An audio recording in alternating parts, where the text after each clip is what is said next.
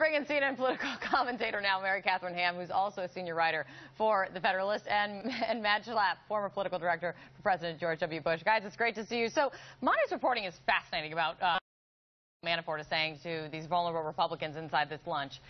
What do you think, Mary Catherine? Do you see Republicans distancing themselves? Well, yeah, I think that will probably be necessary, and I think that's why this campaign is doing that. Well, because Trump, as we have seen, has a tendency to, shall we say, tell it like it is in whichever fashion he deems necessary at any given moment. And having somebody at the top of the ticket who does that and not knowing necessarily where he ideologically falls on any given day puts a lot of these guys in trouble, particularly in purple states. That doesn't mean that sometimes he won't be helpful to some of these guys. That's true. But to have the campaign say, look, you can distance yourself and he's not going to go on a tweet rage against you, I think is helpful to them. The question is whether it's actually true. Donald Trump may be sitting there with his phone and decide that he wants to go on a tweet rage. Like, that's how he works.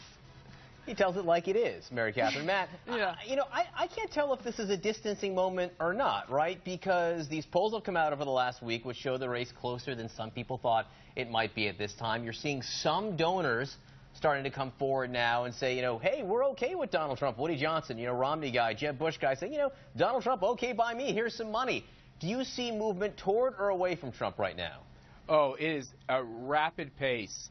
Lou Eisenberg is the chairman of Victory. Lou Eisenberg is an old, standard, wonderfully respected fundraiser and Republican.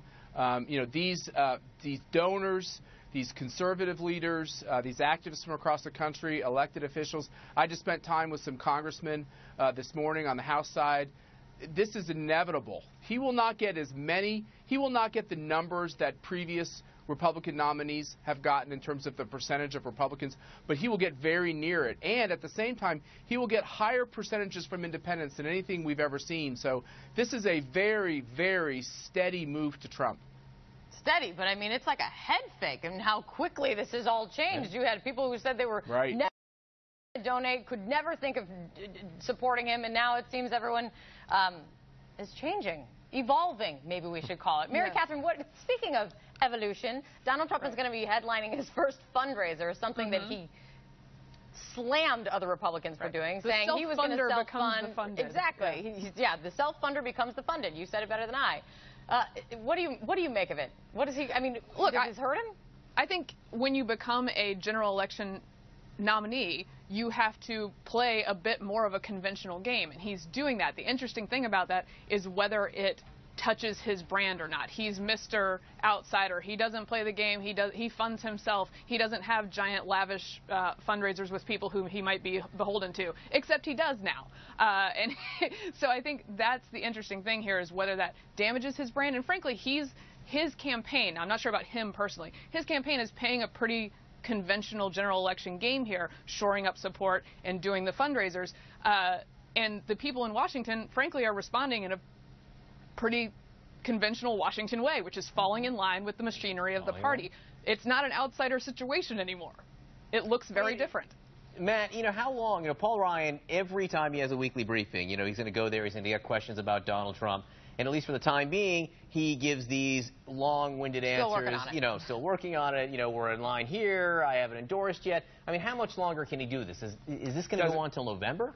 It doesn't really matter, I'll be honest with you. I mean, Donald Trump is less than 100 delegates away from clinching this nomination. It's set in the psychology of Republicans that Donald Trump is the nominee, including those even from the never Trump kind of corners. And Paul Ryan, it's inevitable that he will support Donald Trump. It's inevitable that Cory Gardner will support Donald Trump. And I don't think it's going to be news anymore as senators and congressmen endorse him. And I will say Paul Ryan was try to look, Donald Trump's a businessman. He's done a lot of business deals. Paul Ryan is leveraging Donald Trump on a conservative agenda, and good for Paul Ryan. There's nothing wrong with doing that. Well, yeah, that's the part that matters, Matt, for things like policy issues that you and I care about, that Trump has sort of evinced no care for at all. Ryan should talk to him and should be hard to win over, and many people should be hard to win over. Unfortunately, in this town, once you're at the top of the ticket and you got all the power and the money, people are won over very easily. Looks like we're watching that play out in real time. Mary Catherine Ham, Matt Schlapp.